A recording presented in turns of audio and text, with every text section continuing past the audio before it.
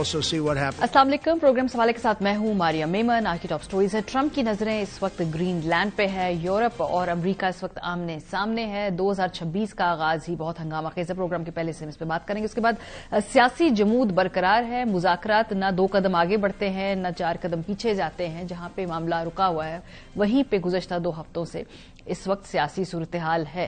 Programme के दूसरे हिस्से में इस पे बात करेंगे। आखिर में आमदनी में इजाफा अगर रिपोर्ट हो भी रहा है लेकिन एक एवरेज पाकिस्तानी गरीब हो रहा है। हम नहीं कह रहे, ये इस हुकूमत के अपने ही जारी करता सर्वेज ये बात कर रहे हैं। प्रोग्राम के आखिरी हिस्से में आपके साथ शेयर करेंगे। आगाज करते हैं वेनेजुएला के ऊपर अमेरिका ने कार्रवाई की। उसके नतीजे में वेनेजुएलन सदर को अगवा किया, गिरफ्तार किया, हिरासत में लिया। जिधर भी आप इस वक्त पोलिटिकल डिवाइड के हैं उस हवाले से अपनी मर्जी का लफ्ज चुन लें, लेकिन ऑफकोर्स ये आलमी कवानीन को तार तार करते हुए अमेरिका ने कार्रवाई की और मामला यहीं पे ही नहीं खाली रुक रहा।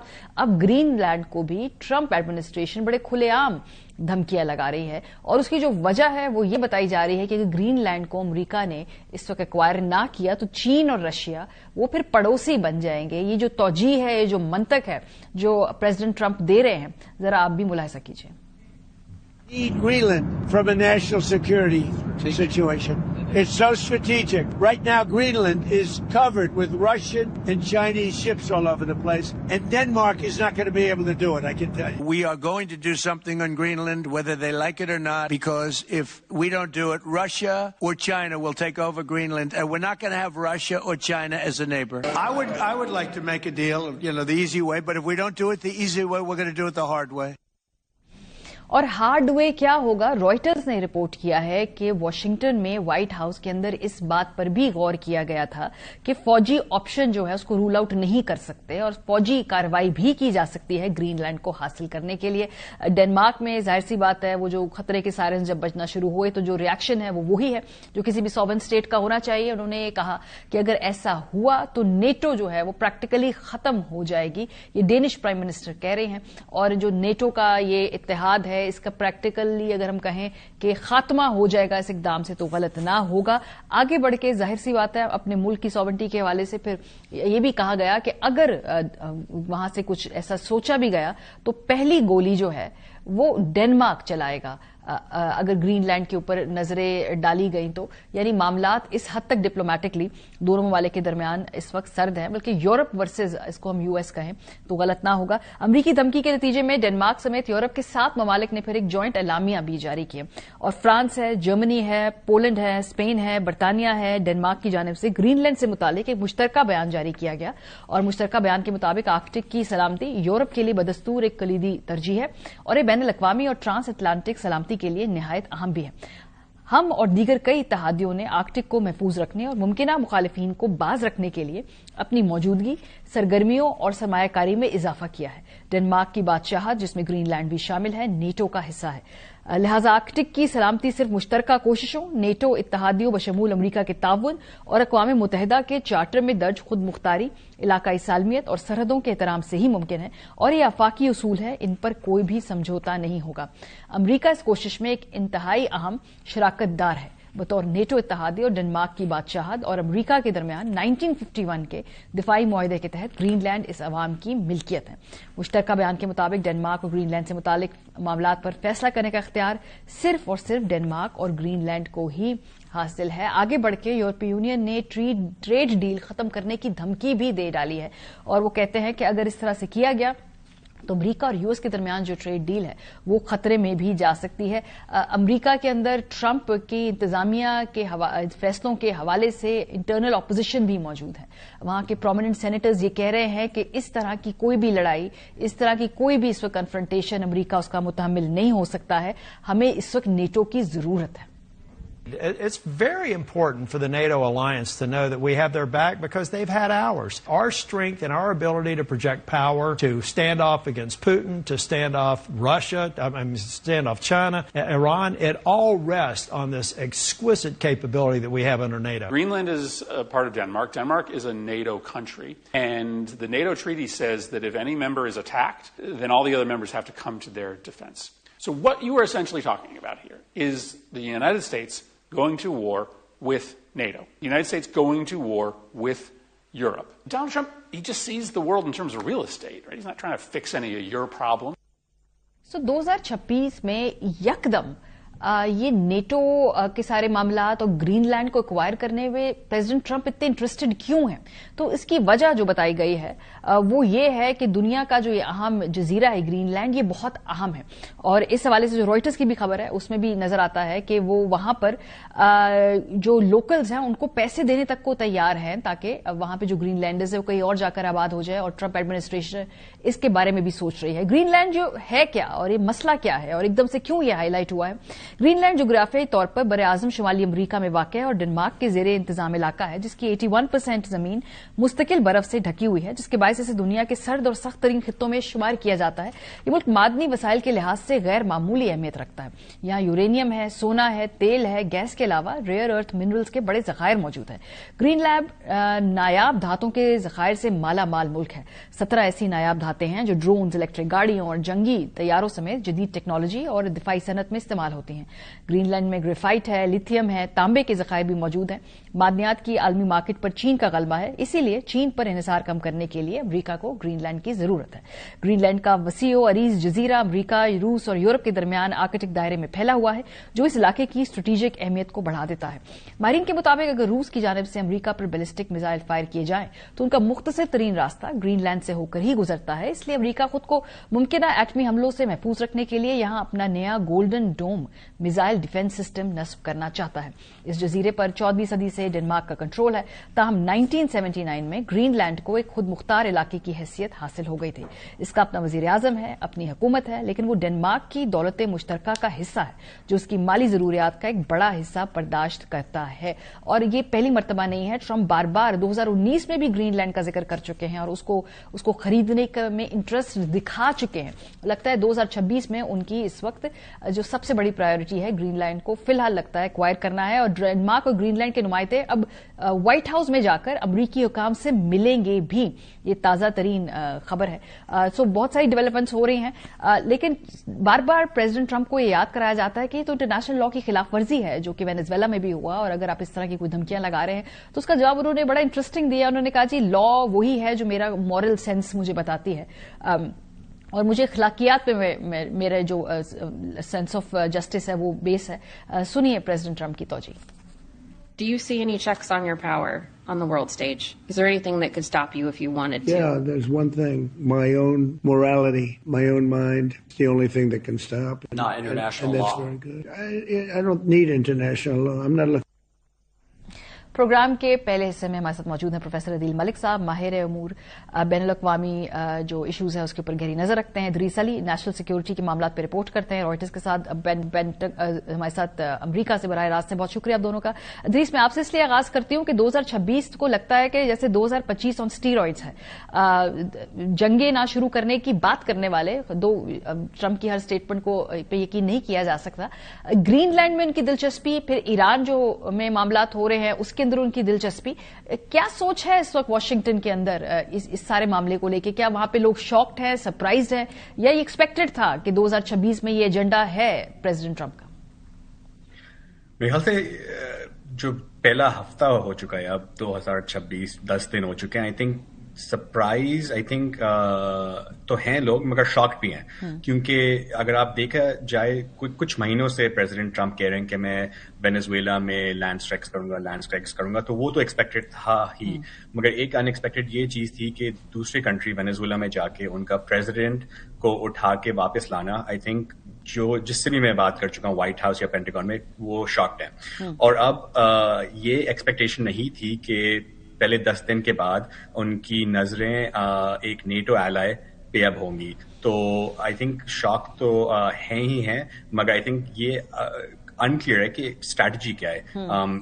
अगर एक एलाय के पीछे जा रहे हैं इतने स्ट्रांगली, कह रहे हैं कि मिलिट्री ऑप्शंस डेनमार्क और ग्रीनलैंड के खिलाफ ऑफ द टेबल नहीं है, तो स्ट्रैटेजी क्या है? क्योंकि अगर आप अपने क्लोजेस्ट एलाइज को के पीछे जा रहे हैं इस तरह, तो आप और कंट्रीज के पीछे कैसे जाएंगे? एंड आई थिंक आपने जो न्यूयॉर्क टाइम्स के साथ जो ये इंटरव्यू उनके साथ था, आई थिंक वो काफी टेलिंग था कि वो अपने रिस्ट्रेन कांग्रेस को नहीं देखते, लॉ को नहीं देखते, अपनी खुद मोरालिटी को देखते हैं। आई थिंक वाशिंगटन में भी काफी लोग हैं जो मिलिट्री में हैं, इंटेलिजेंस कम्युनिटी में है, आई थिंक वो کافی اسکیئرڈ ہیں ایٹ دس پوائنٹ کہ اگر لمٹس نہیں ہیں تو کیا کیا کر سکتے ہیں. اینڈ آئی تھنک ڈینمارک میں ایک چیز پوائنٹ کرنے کی ضرورت ہے کہ یو ایس کے پاس 2 بیسز ابھی ڈینمارک میں ہیں, اینڈ بائی لا جو اگریمنٹ ہے وہ انلمیٹڈ نمبر آف ٹروپس بھیج سکتے ہیں. تو اگر پریزیڈنٹ ٹرمپ چاہیں وہ کافی ایزیلی ڈینمارک کو لے سکتے ہیں, مگر پھر بھی وہ ایسی باتیں کر رہے ہیں کہ ملٹری آپشن اویلیبل ہے. تو آئی تھنک یہ ایک تو نیگوشیٹنگ اسٹریٹجی بھی ہے, مگر اگر دیکھا جائے وینزویلا میں کوئی لمٹس ہیں نہیں جو پریزیڈنٹ ٹرمپ کر سکتے ہیں. صحیح بات ہے. پروفیسر صاحب یہ تھوڑا ان پیک کریں ہمیں, یہ جو خاص طور پہ اس وقت گرین لینڈ کے حوالے سے ایک obsession ہے پریزیڈنٹ ٹرمپ کی, اور سال کے شروع میں ہی وہ بہت ہی اس معاملے کے حوالے سے بہت زیادہ آگے بڑھ کے ایکسٹریم سٹیٹمنٹس دے رہے ہیں مذاکرات کی ٹیبل پر لانے کے لیے بھی, کوئی مڈل گراؤنڈ ڈھونڈنے کے لیے بھی. یہ کیوں ان کی پرائیورٹی ہے؟ ابھی سال کے شروع میں آپ کو اتنے وہ obsessed کیوں نظر آ رہے ہیں گرین لینڈ کے معاملے سے؟ دیکھیں, میں ایک سوشل سائنٹسٹ ہوں, تو میں زیادہ اسٹڈی کرتا ہوں جو اسٹرکچرل فیکٹرز ہوتے ہیں, جو بنیادی نوعیت کے فیصلے ہوتے ہیں. اس میں میرے خیال میں ہم کہہ سکتے ہیں کہ ٹرمپ صاحب کی خاص ذہنیت ہے, وہ تیزی سے فیصلے کرتے ہیں, وہ کرپٹ ہیں, کروڈ ہیں. یہ سب چیزوں کا تعلق ضرور ہوگا کہ جس انداز سے یہ چیزیں ہو رہی ہیں. لیکن میرے خیال میں جو 2 بہت گہری چیزیں ہو رہی ہیں جن کے اثرات بہت اہم ہیں. ایک تو یہ ہے کہ جو امریکہ نے اور یورپ نے مل کے سوویت یونین کی فال کے بعد ایک عالمی نظام بنایا جس کو ہم کہتے ہیں رول بیسڈ انٹرنیشنل آرڈر, کہ جس میں آپ ورلڈ ٹریڈ آرگنائزیشن ہے, انٹرنیشنل انسٹیٹیوشنز ہیں, ان کے ذریعے آپ قانون بناتے ہیں اور دنیا کو کنٹرول کرتے ہیں. اس میں بھی پیچھے جو بڑی پاورز ہیں وہ اس طریقے سے دنیا کے رولز بناتے ہیں کہ جو ان کے حق میں. لیکن اب اس کے نتیجے میں جو گلوبلائزیشن ہوئی, تجارت, عالمی تجارت بڑھی, اس میں نئے ممالک, خاص طور پہ چائنا, برازیل, باقی ممالک بھی اوپر آ رہے ہیں. تو وہ جو رولز ہیں اس کے تھرو دنیا کو کنٹرول کرنا اب مشکل ہوتا جا رہا ہے. تو چنانچہ اب جو پچھلے 2 ہفتوں میں جو کچھ ڈیولپمنٹس ہوئی ہیں, انہوں نے فارملی جو رول بیسڈ انٹرنیشنل آرڈر ہے کہ جو عالمی انسٹیٹیوشنز کے تھرو ایکٹ کرتا تھا وہ ختم کر دیا ہے. اور اب ہم دوبارہ, جس کو آج ایک برطانوی جریدہ ہے فائنینشل ٹائمز, اس میں بڑے اچھے طریقے سے بتایا گیا کہ اب ہم ایک ایسے زمانے میں جا رہے ہیں جس کو ریسورس نیشنلزم کا نام دیا جاتا ہے. یعنی جو بڑی طاقتیں ہیں وہ جہاں بھی وسائل ہیں ان کے اوپر تیزی سے قبضہ کرنے کی جنگ ہوتی ہے. Welcome back. ادریس صاحب, یہ امریکہ کے اندر جو مڈ ٹرم الیکشن ہے اس وقت, اس پہ کتنا اثر انداز ہوں گی پریزیڈنٹ ٹرمپ کی جو اس وقت کی پالیسی ہے, یا کیا یہ ڈومیسٹک پالیٹکس سے ڈیفلیکٹ کرنے کے لیے بھی کی جا رہی ہے؟ یہ ڈومیسٹک پالیٹکس کے اوپر کیسے اثر انداز اس وقت ہوں گی پریزیڈنٹ ٹرمپ کا جو اقدامات ہیں؟ میرے خیال سے یوزلی جو ہوتا ہے مڈ ٹرم الیکشن جو رولنگ پارٹی ہوتی ہے اس کے لیے کافی ڈینجرس ہوتا ہے, پرابلمٹک ہوتا ہے, اور جو پریزیڈنٹس ہوتے ہیں وہ آپ صحیح کریں یوزلی ڈیفلیکٹ کرنے کی کوشش کرتے ہیں جو انٹرنل پرابلمس چل رہی ہوں, اکانومی, سوشل ایشوز یا جو بھی ہو. پریزیڈنٹ ٹرمپ کا تھوڑا سا ڈفرینٹ سچویشن ہے, وہ اس الیکشن کے بعد واپس پریزیڈنسی کے لیے رن نہیں کر سکیں گے.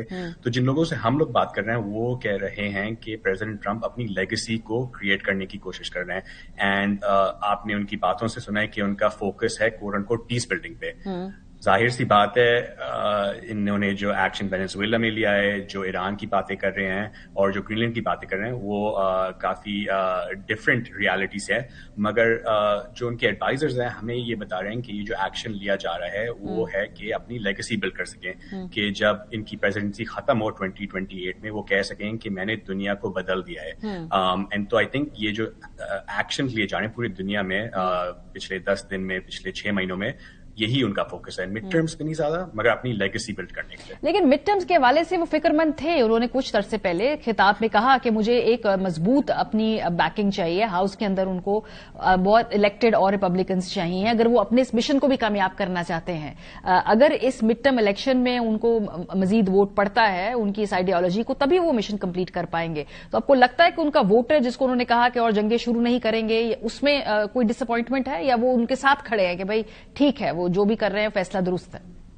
آئی تھنک بہت فرسٹریشن ہے. اگر آپ وہ جو پریس کانفرنس پچھلے ہفتے ایک ہفتے پہلے ہی مارالاگو فلوریڈا میں انہوں نے کی تھی, انہوں نے جہاں کہا کہ ہم لوگ اب یونائٹڈ اسٹیٹس وینیزویلا رن کریں گے, اس کے بعد بہت فرسٹریشن آئی ہے. اگر آپ یہ جو فاکس نیوز کے ہوسٹ ہوتے تھے ٹکر کارلسن, ریپبلکن لا میکر جو ابھی نکل چکی ہیں, مارجری ٹیلر گرین, وہ کافی امریکہ فرسٹ کے طور پہ ٹرمپ کو سپورٹ کرتے تھے اور کرتے ہیں. تو ان میں بہت فرسٹریشن ہے, اور وہ ریپرزینٹ کرتے ہیں ایک لارج پورشن ٹرمپ کی بیس کی, جنہوں نے ووٹ کیا تھا کہ جو عراق میں 2003 میں ہوا وہ خراب ہے, یہ نیشن بلڈنگ خراب ہے, ہمیں فوکس امریکہ پہ کرنا ہے. تو اسی بیسس پہ انہوں نے ووٹ کیا ٹرمپ کو, اور اب وہی لوگ دیکھ رہے ہیں ٹرمپ ٹوٹلی اپوزٹ وہ لینے کا.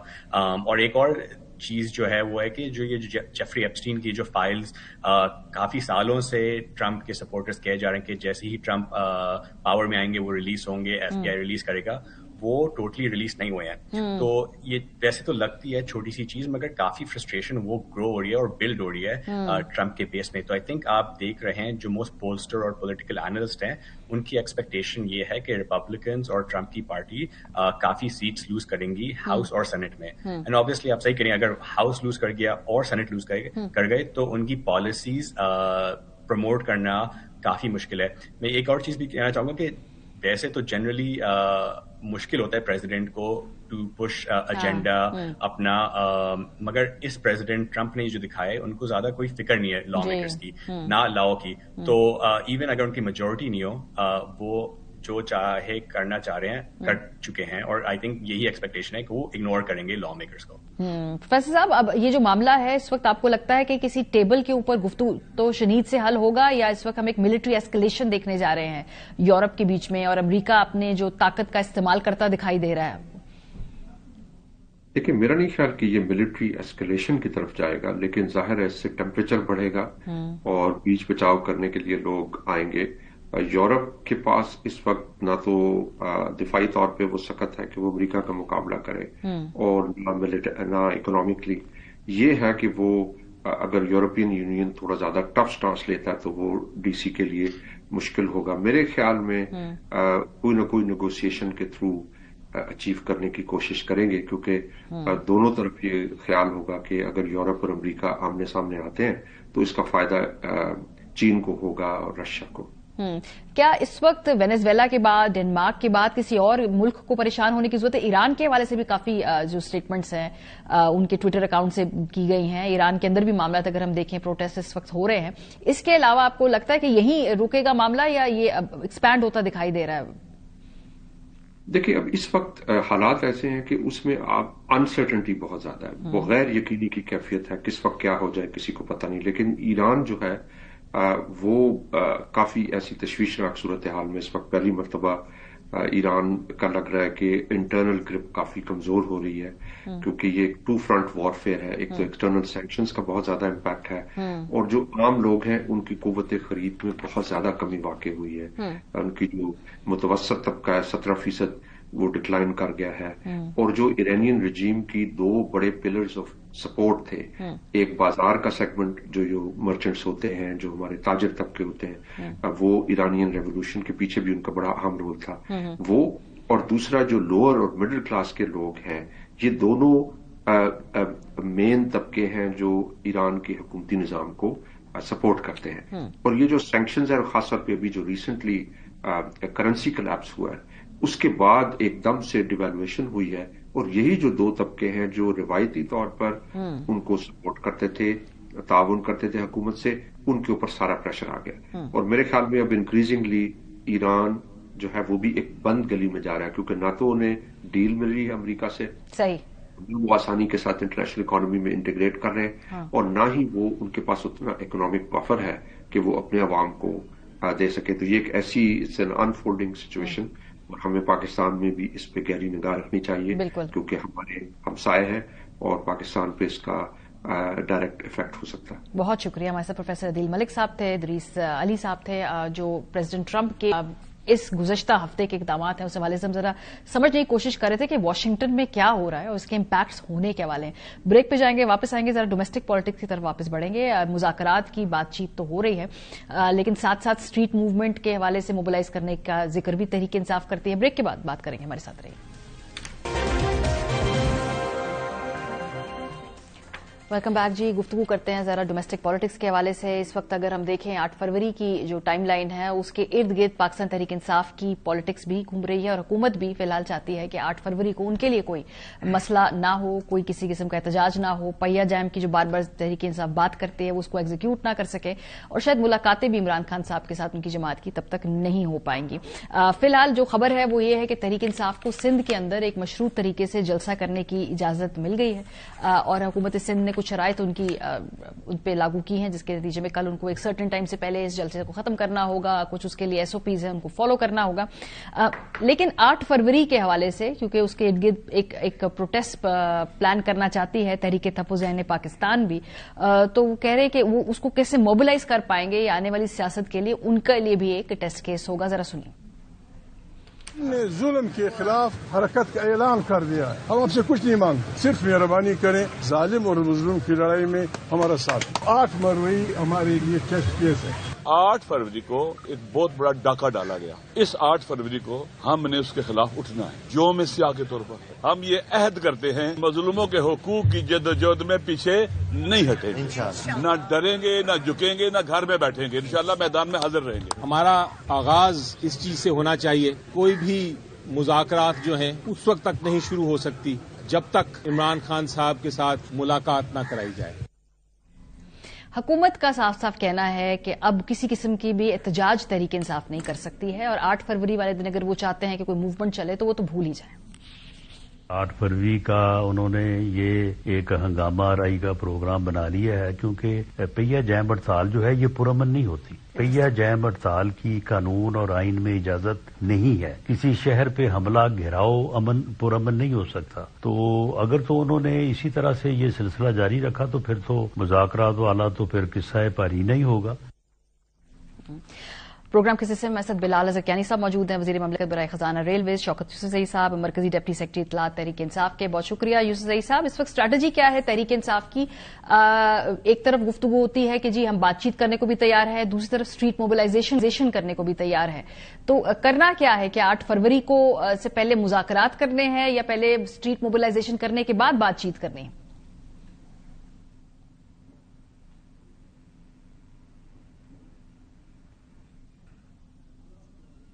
जी शौकत साहब, आपको आवाज आ रही है? जी आ रही है। जी शौकत यूसुफ़ज़ई साहब, इस वक्त मैं अर्ज कर रहा हूँ कि हमारी असम्बली बड़ी वाज़ेह है, अब इसमें कोई अभाम नहीं है।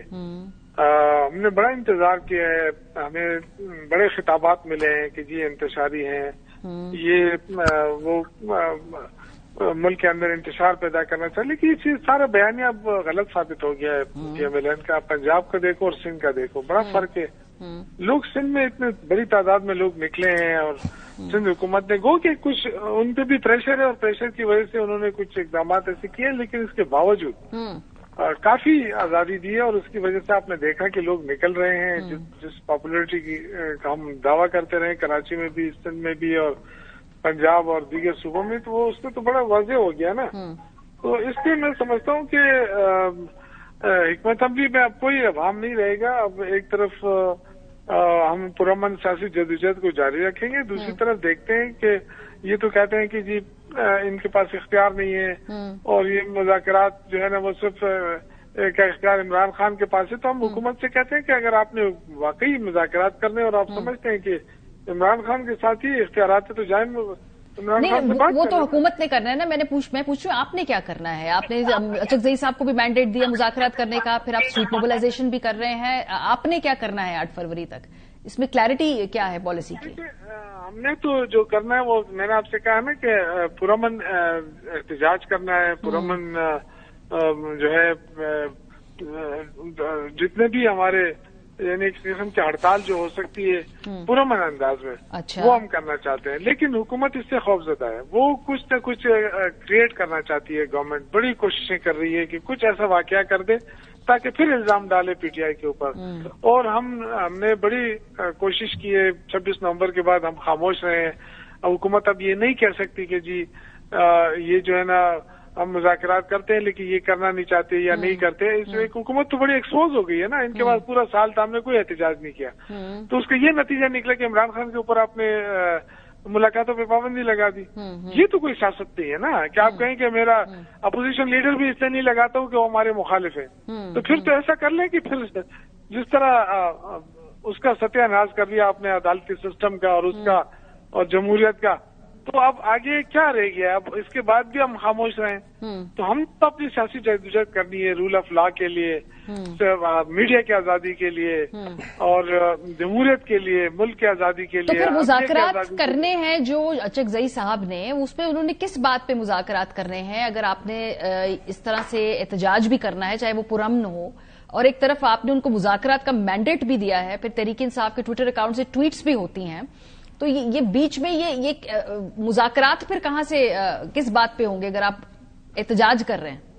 देखिए, हमें पता है कि वक्त गेन कर रहे हैं, मुज़ाकरात नहीं करना चाहती गवर्नमेंट, उसके पास इख्तियार नहीं है। फिर हमने ये ऑप्शन दे दिया है कि अच्छा आपने मुज़ाकरात करने हैं, इसलिए हम तो अपना एहतजाज जारी रखेंगे, लेकिन अगर आपने मुज़ाकरात करने हैं तो कर रहे हैं चकजई साहब के साथ, उनको कायल करें, वो हमें कह देगा कि जी आप कॉल ऑफ कर दें, आप जो भी होगा इमरान खान से मुलाकात करनी है, वहां से क्या इंस्ट्रक्शन आती है, तो ये तो गवर्नमेंट के ऊपर डिपेंड होता है ना। गवर्नमेंट के पास बड़े ऑप्शंस होते हैं, लेकिन ये इतनी नालायक हुकूमत है कि एक ही चीज को कहते हैं बस हमने रोकना है, हमने नहीं छोड़ना है इनको। नहीं, फिलहाल तो उनकी सियासी हिकमत अमली कामयाब है, वो मुलाकात नहीं होती इमरान खान साहब के, पार्टी डिसरे में होती है, आधी पार्टी कुछ और कहती है, दूसरी पार्टी का हिस्सा कुछ और कहता है, और फिर आप लोग उस तरह से एक मोबिलाइज नहीं कर पाते। तो उनकी तो पॉलिसी ये है साफ साफ जो नजर आ रही है कि मुलाकातें रोकें, 8 फरवरी गुजारें और उसके बाद देखेंगे।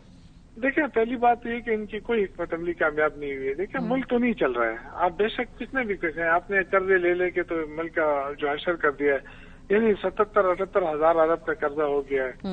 आपने सिर्फ अपने इस दौर में 36 हजार अरब का कर्जा लिया, पिछले महीने 576 अरब का कर्जा लिया।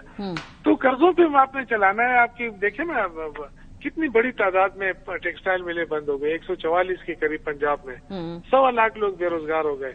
हमारा देखें कि हमारे दौर में 6% बेरोजगारी थी, आज वो 22% पे पहुंच गई है। तो ये तो चल तो नहीं रही है। अगर कोई कहता है कि मुल्क चल रहा है तो बिल्कुल गलत है, मैं तो नहीं मानता। फिर तो मुल्क में तो खैबर पख्तूनख्वा भी है ना यूसुफ जई साहब, वहां के वजीर आला कभी लाहौर जाते हैं, कभी सिंध जाते हैं, तो वो सूबे की गवर्नेंस पे ध्यान दे रहे हैं या वो स्ट्रीट मोबिलाइजेशन पे ध्यान दे रहे हैं? एक आईनी ओहदा भी है ना उनके पास। ये देखें, पॉलिसी होती है हर गवर्नमेंट की, और अल्हम्दुलिल्लाह हमारे चल रही हैं। बाकी देखें ना, आपने किसी ने ये क्वेश्चन नहीं किया कि वजीर दाखिला जो है वो क्रिकेट के लिए होता है या मुल्क में अमन अमान के लिए होता है। ये क्वेश्चन आज तक किसी ने नहीं किया कि वजीर दाखिला पेशावर क्यों नहीं जाता है, खैबर पख्तूनख्वा क्यों नहीं जाता है, बलूचिस्तान क्यों नहीं जाता है। ये सिर्फ क्रिकेट के ग्राउंड में आपको नजर आता है, ये सिर्फ ये टीमें बेचता है, खरीदता है, ये क्या चक्कर है? इनको देखे ना, इस हुकूमत के अंदर तो कोई ये जो वजीर दाखिला है वो तो इनकी बात ही सुनने के लिए तैयार नहीं है। ठीक है, ये सवाल मैं उनसे पूछूंगी, पर मेरा सवाल तो केपी के हवाले से था ना कि भाई गवर्नेंस भी तो चलानी है ना। मैं यही अर्ज कर रहा हूँ ना कि पॉलिसियां होती हैं, हमारी पॉलिसियां ठीक है अल्हम्दुलिल्लाह, हमारी पॉलिसियां चल रही हैं। और वजीर आला का day to day Khyber Pakhtunkhwa में बजाते खुद होना जरूरी नहीं है? नहीं, देखिए, ये तो कोई बात नहीं हुई। जब वजीर आजम 10-10 दिन के लिए बाहर के दौरे करता है तो कौन सी उन्होंने 1 रुपए के इन्वेस्टमेंट लेकर आए कि हम कहेंगे जी उनके दौरे बड़े कामयाब हो रहे हैं। फिर उनको भी तो मुल्क के अंदर ही रहना चाहिए, बाहर क्यों जा रहा है? अगर आज वो सुहेल अफरीदी अगर मुल्क में जमहूरियत की आजादी के लिए, बहाली के लिए और रूल ऑफ लॉ के लिए अगर कोशिश कर रहा है दूसरों साथियों के साथ मिलकर, तो इसमें क्या बुराई है? मुल्क देखे ना, इस तरह तो निजाम नहीं चलता है। अगर वो एक कहें, हम कहेंगे जी हमें सुबह मिला है, जिस तरह पीपल्स पार्टी ने किया है कि जी हमें सुबह मिला है, बस ये जाने और वो जाने, इस तरह नहीं होता है। ये हम सबका मुल्क है और हमें आवाम का मैंडेट हासिल है, लाए जाहिर हम उनके हकूक के लिए बात करेंगे। ठीक है, क्या हमारे लिए इक़्तिदार इतनी अहम नहीं है जितने हम अपने आवाम के हकूक की बात करते हैं? ठीक है, इसमें कोई भी रुकावट हम नहीं मान सकते, और न इनकी ये बदमाशी मानेंगे कि ये जो दबाव डाल के इस्लामाबाद में बैठ के दबाव डालते हैं। इनको अगर थोड़ी सी भी फिक्र होती लॉ एंड ऑर्डर की, तो ये देखिए एपीसी हुई है खैबर पख्तूनख्वा में, 1 महीना हो गया, तमाम पार्टियों ने उनको एक तजवीज दी है। उस तजवीज पे देखने के लिए टाइम नहीं है वजीर दाखिला के पास कि वो देखे, उस पर अपनी कोई राय दे दे कि जी हाँ ये चले। आपका नुक्ता आ गया, आपका नुक्ता आ गया। ये वैसे ये बात ठीक है, तहरीक इंसाफ ने वहां पर जो एपीसी करवाई वो ऑल इंक्लूसिव थी और उसमें तमाम जमातों को उसमें दावत भी दी, और जो अलामिया है वो मुश्तरका कंसेंसस डॉक्यूमेंट भी था। यानी साहब, अब सूरत हाल ये है कि मुज़ाकरात की बात तो आप लोग करते हैं, लेकिन उसके लिए कॉन्फिडेंस बिल्डिंग मेजर्स होते हैं, वो दोनों तरफ से करने हैं। آج جو سندھ حکومت نے ان کو جلسہ کرنے کی اجازت دی, کل پتہ چل جائے گا تحریک انصاف کتنے لوگ وہاں پہ نکال کے لے آئے گی. بڑا جلسہ ہوا تو ان کی واہ واہ ہے, نہ ہو پایا تو ان کی پولیٹیکل بلف ہوگا, ان کا کال آؤٹ ہو جائے گا. کانفیڈنس بلڈنگ میئر حکومت اگر ایک لیڈر آف اپوزیشن کا نوٹیفکیشن کر دے تو ٹیمپریچر نیچے آ جائے گا. جی بسم اللہ الرحمن الرحیم. ماریہ صاحبہ بہت شکریہ جی اپنے شو میں دعوت دینے کا. دیکھیے ماریہ صاحبہ, ایک تو تھوڑا سا نا ہم کو کانٹیکسٹ ذرا یاد رکھنا چاہیے. میرے خیال سے اگر آپ مذاکرات یا بات چیت کی بات کریں نا, تو میرے نزدیک تو حکومت یا مسلم لیگ نون میز پہ پہلے بھی بیٹھی ہوئی تھی, آج تک بیٹھی ہوئی ہے, اور پی ٹی آئی ہے جس نے اس میز کو بار بار ریجیکٹ کیا, اور ایک دفعہ اگر آئی تو اٹھ کے خود گئی. چاہے وہ 2023 میں دونوں جماعتوں کا الیکشن کی ڈیٹ طے کرنے کے لیے بیٹھنا ہو, چاہے وہ اس ہمارے دور حکومت کے اندر ایاز صادق صاحب کی قیادت میں مذاکرات کا عمل ہو جسے پی ٹی آئی اٹھ کے گئی, فلسطین کے آل پارٹیز کانفرنس ہو جس پہ ان کو دعوت دی گئی تھی, یہ نہیں آئے تھے. پہلگام واقعے کے بعد ان کیمرہ سیکورٹی بریفنگ قومی اسمبلی کے فلور پہ تھی, یہ نہیں آئے تھے. پہلگام جعفر ایکسپریس حملے کے بعد معذرت, اور پہلگام واقعے کے بعد بھی ایک میڈیا بریفنگ ہوئی. دیگر موقع آئے ہیں جہاں پہ ہم بیٹھے رہے ہیں, اور ان کے پاس ہر دفعہ کوئی نہ کوئی نہ آنے کی وجہ ہوتی ہے. تو دیکھیے اگر آپ نے نہیں آنا, آپ نیت نہیں بنائیں گے, یہ ہم ہرگز یہ نہیں کہہ رہے کہ ہماری کوئی, ہم سمجھتے ہیں کہ دیکھیے ہم آج بھی کہتے ہیں کہ آپ اپوزیشن ہیں, اگر آپ سینٹ میں, نیشنل اسمبلی میں, اسٹینڈنگ کمیٹی میں اپنا کردار ادا کریں گے بہتر ہوگا.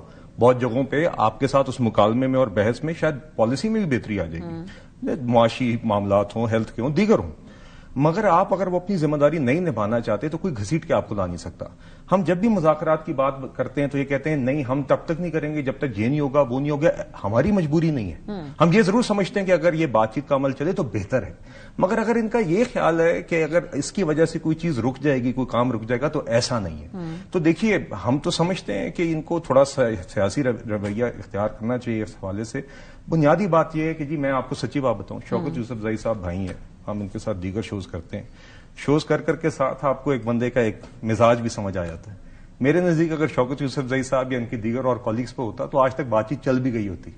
مگر بنیادی رکاوٹ مذاکرات میں عمران خان خود ہے. ٹھیک ہے, اور ہمیشہ سے رہا ہے, آج سے نہیں. وہ وزیر اعظم بننے سے پہلے بھی اس شخص کا رویہ یہی تھا, وزیر اعظم بننے کے بعد بھی بالا کوٹ حملے کی بریفنگ پہ وہ نہیں آیا تھا, اس کی انا نے اس کو اجازت نہیں دی تھی. شہباز شریف پروڈکشن آرڈر پہ بطور لیڈر آف اپوزیشن آیا تھا, وہ شخص نہیں آیا تھا, اور اس کے بعد بھی اس شخص کا رویہ یہی رہا ہے. تو مسئلہ ان کے اینڈ پہ, باقی ہم امید کرتے ہیں اس میں بہتری. مذاکرات آپ کہتے ہیں خان صاحب نہیں کرنا چاہتے ہیں, لیکن کیا ایک پارلیمنٹ کے اندر لیڈر آف اپوزیشن ہونا نہیں چاہیے اتنی دیر تک کہ سیٹ جو ہے یہ خالی, آپ کہہ رہے ہیں پارلیمنٹ میں آئے تو وہ تو سیدھا کہتے ہیں بھائی ہم نے تو نامینیٹ کیا, آپ اس کا نوٹیفکیشن کرا دیں, ہم پارلیمنٹ کو مان لیں گے. نہیں دیکھیے, ایک یہ بات گوہر خان صاحب نے بھی اٹھائی تھی قومی اسمبلی. نمبر 1 تو آئی تھنک بیکاز آپ کے ناظرین کے لیے حکومت کا اس میں کوئی عمل دخل نہیں ہوتا, یہ اسپیکر کا معاملہ ہوتا ہے. جی. اور اس کا ایک رول جو بھی جن کا تعلق پی ایم ایل این سے ہے اسپیکر. نہیں دیکھیے, آپ جتنا بھی کہیں کہ وہ انڈیپینڈنٹ انبائسڈ ہے, ایسا ہوتا نہیں نا پاکستان کے اندر. دیکھیے جی, اگر ایسا نہ ہوتا نا تو جو ایاز صاحب نے جس طریقے سے ان کے قومی اسمبلی کے فلور پہ ان کے ممبران نے خود مانا ہے کہ ان کی امپارشیلٹی کو, اور جس طرح میں دیکھتا ہوں کہ کس طرح ان کے ممبران ان کے چیمبر میں جا کے ان پر اعتماد کا اظہار کرتے ہیں اور پھر قومی اسمبلی کے فلور پہ بھی کرتے ہیں, میرے خیال سے has been very fair and impartial speaker. کوئی کمپیرزن ہی نہیں ہے ایاز صادق صاحب کے اور اسد کیسر کے دور کے دوران. وہ ایک علیحدہ ہے, اس پہ سیگمنٹ کر سکتے ہیں پوری. مگر بنیادی بات یہ کہ گور خان صاحب نے یہ بات قومی اسمبلی کے فلور پہ اٹھائی تھی. ایاز صاحب نے اس کا جواب بھی دیا تھا کہ ایک معاملہ سب جوڈس تھا پچھلے لیڈر آف اپوزیشن کے متعلق میرے خیال سے, اور اس کی کمپلیشن کے اوپر یہ عمل ہونا تھا. میرے خیال سے پروسیجرلی جب بھی یہ ہوگا وہ آ کے وہ کر دیں گے, اور ہونا چاہیے. میں تو سمجھتا تھا عمر ایوب صاحب کو ہم بار بار کہتے تھے, جتنا وقت عمر ایوب کو بطور لیڈر آف دا اپوزیشن ملا ہے بولنے کا, ٹریجری کو کسی شخص کو نہیں ملا. میں اس کا گواہ ہوں, اور انہوں نے وہ سارا وقت اس ریٹر کے لیے. آج بھی ماریہ صاحبہ دیکھیے, آپ نے کوئی بھی وجہ بنانی ہو نا آپ بنا سکتی ہیں. آج بھی چلیں لیڈر آف دا اپوزیشن کا جب تک معاملہ طے نہیں ہوتا, گوہر خان جب بھی کھڑے ہوتے ہیں اسپیکر صاحب ان کو بولنے کا موقع دیتے ہیں. اچک زئی صاحب اگر اسمبلی میں موجود ہوتے ہیں, وہ بولنا چاہتے ہیں تو وہ بول سکتے ہیں. اسٹینڈنگ کمیٹیوں کے اندر چلے اچک زئی صاحب کا لیڈر آف دا اپوزیشن بن جائیں گے, انہوں نے کھڑے ہو کے بات کرنی ہے, وہ آج بھی کر سکتے ہیں. مگر آج بھی آپ اس اسمبلی کے اندر اسٹینڈنگ کمیٹیوں میں تو نہیں آ رہے. ہم نے 27ویں ترمیم کے اندر بھی کہا تھا کہ آپ اگر اختلاف بھی کرتے ہیں آپ آ کے کمیٹی میں کریں, we wanted them to participate. تو میری یہ ہمیشہ آپ کوئی نہ کوئی بہانہ ڈھونڈ سکتے ہیں, مگر میں امید کرتا ہوں کہ اس سوچ سے یہ آگے نکلیں گے. بنیادی رکاوٹ عمران خان خود ہے. آج بھی عمران خان کا ٹویٹ آپ کے پاس موجود ہے, اس شخص کا آخری ٹویٹ جو موجود ہے, جو اپنی افواج کے خلاف زہر اگل رہا ہے, جس کی مطلب کہ کوئی جواز نہیں ہے. معذرت, اگر آپ اپنی سوچ میں آپ سمجھتے بھی ہیں کہ آپ کے ساتھ کوئی زیادتی ہو رہی ہے, واٹ ایور اٹ از, میرے خیال سے اٹس کمپلیٹلی انجسٹیفائڈ. تو ایک طرف تو شوکت یوسف زئی صاحب جیسے لوگ ہیں جو جماعت میں کچھ اور بات کر رہے ہیں، مگر عمران خان ایک اور 180 ڈگری پہ، اور جب جو محنت یہ ادھر کر رہے ہیں نا، میرے خیال سے ان کو عمران خان پہ کرنی چاہیے۔ ایک اور جو انٹرسٹنگ کل بات ہوئی، چونکہ تحریک انصاف اس وقت ہمیں نظر آیا کہ سندھ گئی ہوئی ہے، وہاں پہ شفیع جان صاحب نے کل ایک انٹرویو کے اندر کہا کہ ممکن ہے کہ تحریک انصاف اور پیپلز پارٹی کسی موقع پہ ساتھ بھی بیٹھ سکتے۔ پہلے ان کا یہ گفتگو سنواتے ہیں، بڑی سرپرائزنگ سی بات ہے، پھر ذرا پوچھتے ہیں شوکت زئی صاحب سے کہ یہ ممکنات میں ہے۔ سیاست میں نہ کوئی آپ کا دوست ہوتا ہے پرماننٹلی اور نہ کوئی دشمن ہوتا ہے، یہ انٹرسٹ کی بات ہوتی ہے۔ اگر ایسی کوئی چیزیں آگے بڑھتی ہے تو خامخ اس پہ سوچا جا سکتا ہے، لیکن اس طریقے سے انہوں نے ہمیں ویلکم کیا۔ سندھ حکومت کا رویہ قابل تحسین ہے۔ جی شوکت یوسف زئی صاحب، یہ پیپلز پارٹی اور پی ٹی آئی کے ممکنات میں کہ بیٹھ بھی سکتی ہیں، بات چیت بھی ہو سکتی ہے، اس میں یہ بڑی سرپرائزنگ سی بات کی ہے کل۔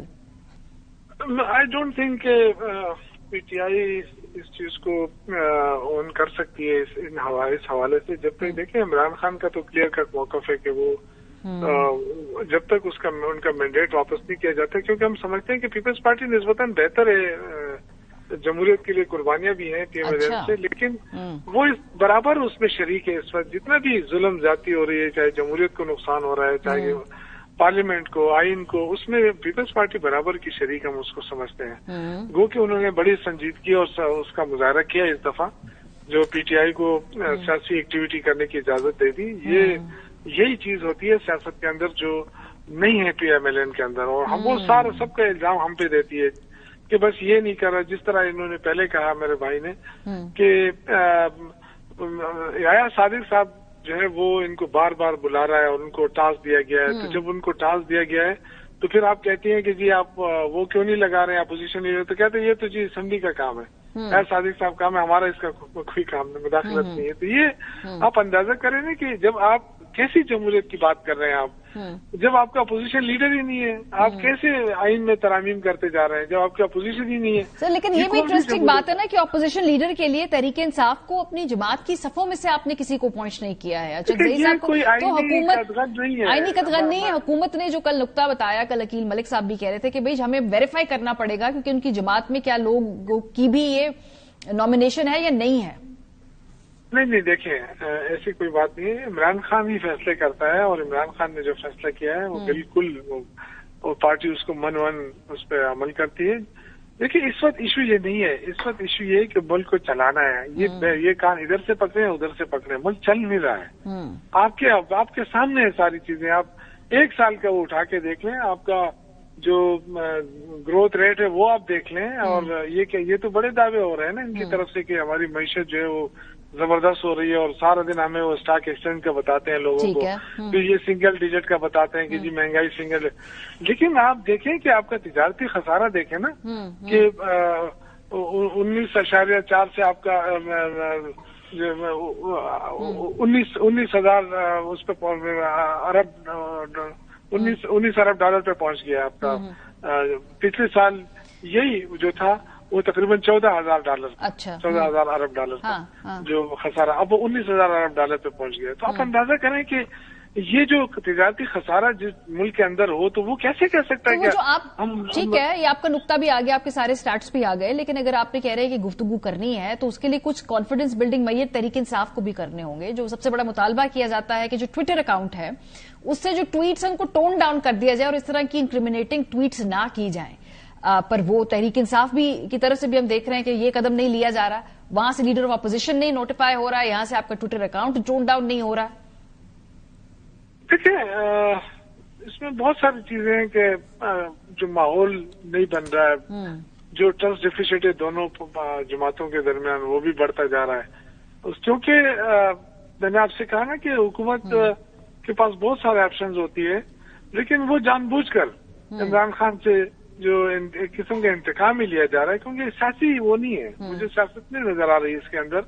عمران خان ایک پولیٹیکل ہے، لیڈر ہے، اس کو ماننا پڑے گا، کوئی مانے نہ مانے، اس کے فالوورز ہیں۔ آج اگر سہیل افریدی کا اتنا بڑا استقبال کراچی میں ہو رہا ہے تو وہ عمران خان کا ہو رہا ہے نا، عمران خان کی وجہ سے ہو رہا ہے، اس سے پہلے بھی تو سہیل افریدی تھا نا، لیکن یہ ماننا پڑے گا ہمیں کہ لوگ عمران خان کے آج بھی اسی طرح اس کو چاہتے ہیں۔ تو کس طرح آپ ایک جمہوری ملک کے اندر آپ کہتے ہیں کہ جی نہیں وہ تو پارلیمنٹ ہو گیا، اگر عمران خان ارریلیونٹ ہو گیا تو پھر آج ہم ٹاک شو میں کیوں بحث کر رہے ہیں ان کے اوپر؟ کیوں ہم لے کر ان پہ باتیں کر رہے ہیں کہ وہ جی مذاکرات نہیں کر رہا ہے، وہ جی یہ نہیں کر رہا ہے؟ اس کا مطلب یہ ہے کہ اگر وہ مذاکرات کرے تو معاملات ٹھیک ہو سکتے ہیں نا. نہیں تو وہ کرتے اگر وہ نہیں کر رہے، ایک دفعہ مذاکرات کی کوئی مثال دے دیں پچھلے 4 سالوں میں جو مذاکرات یہ میں آپ کو عرض کروں کہ جو پچھلی دفعہ مذاکرات ہوئے تھے وہ بھی عمران خان نے کمیٹی بنائی تھی، کوئی ان کی طرف سے نہیں ہوئی تھی. اور پھر اس کا کیا ہوا تھا آگے نتیجہ؟ اس میں کیا نتیجہ نکلا؟ یہ ہوا تھا کہ جو کمیٹی کے ساتھ کمٹمنٹ کی گئی کہ جی عمران خان صاحب کی ملاقات کرائی جائے گی، تو آپ کے علم میں کہ پھر ملاقات نہیں کرائی گئی. ٹھیک ہے. اور وہ کمیٹی بار بار کہتی رہی کہ جی ہم آگے اپنا عمران خان کے ساتھ ڈسکس کرنے کے بعد ہی ہم کوئی جواب دے سکتے ہیں، لیکن نہیں کرائی انہوں نے. ٹھیک ہے، چلے آپ نے ہاں اختیار ہی نہیں ہے آپ لوگوں کے پاس. سب سے بڑا جو بات کہتے ہیں آپ سے پھر نہ کریں، مطلب کہ دیکھیے مجبوری نہیں ہے. آپ نے اگر نخری دکھانے ان کے ہاتھ مجبوری تو ہے. وزیر اعظم صاحب نے بھی کہا کہ بات چیت کریں، ہم چاہتے ہیں، میں نے آپ سے کہا بہتر ہے. تو کوئی تو وجہ ہے نا، مگر کوئی گھسیٹ کے نہیں لا سکتا، کیونکہ پولیٹیکلی اگر ہم دیکھیں تو یہ معاملہ جمود کی طرف ہے نا. تو یہ مذاکرات سب کی ماریہ صاحبہ دیکھیے، میں آپ سے کہتا ہوں مذاکرات کرنے چاہیے، میں مانتا ہوں مذاکرات کرنے چاہیے. آپ کہتی ہیں شہید کو گالی دیتی ہیں، آپ کہتی ہیں آپ کا جو ممبر این ڈی یو کی ورکشاپ میں جاتا ہے وہ شرمناک عمل ہے، آپ کہتی ہیں کہ میری افواج ذمہ دار ہیں افغانستان کے ساتھ جان بوجھ کر معاملات خراب کرنے کی، اور دہشت گردی کا الزام آپ مودی کی طرح اپنی افواج پہ لگاتے ہیں. آپ بتائیں کون سا مذاکرات کا ماحول؟ یہ تو آپ کو شکر کرنا چاہیے کہ اس کے باوجود بھی آپ سے کوئی کہہ رہا ہے کہ آپ سے ہم بات چیت کرنا چاہتے ہیں. آپ کو اس پہ معافی مانگنی چاہیے. آپ کے علی امین گنڈاپور کو، ان کے نئے سی ایم کو، یہی شفیع جان صاحب جن کو آپ دکھا رہی تھی اسی اے آر وائی کے اسٹوڈیو کے اندر چند دن قبل، وہ ٹی ٹی پی کو کھلا دہشت گرد کہتے ہوئے ان کو مسئلہ ہو رہا تھا. آپ اپنی الفاظ، آپ اپنی سوچ تو دیکھیں. آج مطلب کہ معذرت کے ساتھ آپ کو اپنی یہ سوچ اور رویہ بدلنا ہوگا. آپ آج اپنی نیشنل اسمبلی اور سینٹ میں آپ خود کہتے ہیں، آپ خود الیکٹ ہو کے وہاں پہ آئے ہیں، آپ وہاں پہ ذمہ داری اپنی نہیں ادا کر رہے. آپ اسمبلی پہ آ کے کسی قومی ایشو پہ بات نہیں کرتے، آپ کسی کالنگ اٹینشن نوٹس میں حصہ نہیں ڈالتے، آپ کسی Peoples Party M Q M P M L N کے اپنے ممبران ہماری حکومت سے سوال کرتے ہیں. یہی جمہوری عمل ہے، وہ تو آپ نہیں کرتے. آپ آتے ہیں، کتابیں مارتے ہیں، مائک اڑاتے ہیں، کاغذ پھاڑتے ہیں، شور مچاتے ہیں اور چلے جاتے ہیں. تو دیکھیے وی ڈو تھنک کہ بات چیت سے چیزیں بہتر ہوں گی، مگر بات چیت کوئی گھسیٹ کے ان کو نہیں لا سکتا. یہ احساس ان کو خود آنا ہوگا. اور ہم سمجھتے ہیں کہ بات چیت، میرا خیال تھا کہ جب ایاز صادق صاحب کی قیادت میں عمل شروع ہوا تھا، I remember coming to these talk shows and seeing کہ the optics alone are very good. عوام کے لیے اچھی آپٹکس ہے کہ ایک طرف حکومت اور ٹریجری اور دوسری طرف اپوزیشن انکلوڈنگ سی ایم کے پی بیٹھے میں، اور ایک مہذب ماحول کے اندر ڈسپائٹ ڈفرینسز قومی ایشوز پہ بات چیت کر سکتے ہیں. ہم امید کرتے ہیں کہ پی ٹی آئی اس چیز پہ غور کرے گی اور اپنے لیڈر کو یہ قائل کریں گے کہ وہ اپنے سوچ اور رویے کو تبدیل کریں. بہت شکریہ. ہمارے ساتھ شوکت افزئی صاحب موجود تھے، بلال ازکیانی صاحب موجود تھے. پروگرام کا وقت اس وقت ہو گیا ہے. مذاکرات ہوں گے نہیں ہوں گے 8 فروری تک؟ کیا پہیا جام کی جو اپوزیشن ہے اس کی اس وقت صلاحیت، کیپیسٹی نظر آ رہی ہے؟ بظاہر نظر تو نہیں آ رہی ہے، اور مذاکرات بھی کہیں آگے بڑھتے ہوئے 8 فروری تک ابھی فی الحال نظر نہیں آ رہے. یہاں ملکی سیاست اس وقت کھڑی ہے. پروگرام کا وقت ختم ہو گیا. فیڈ بیک دینا مت بھولیے گا. خیال رکھیے. خدا حافظ.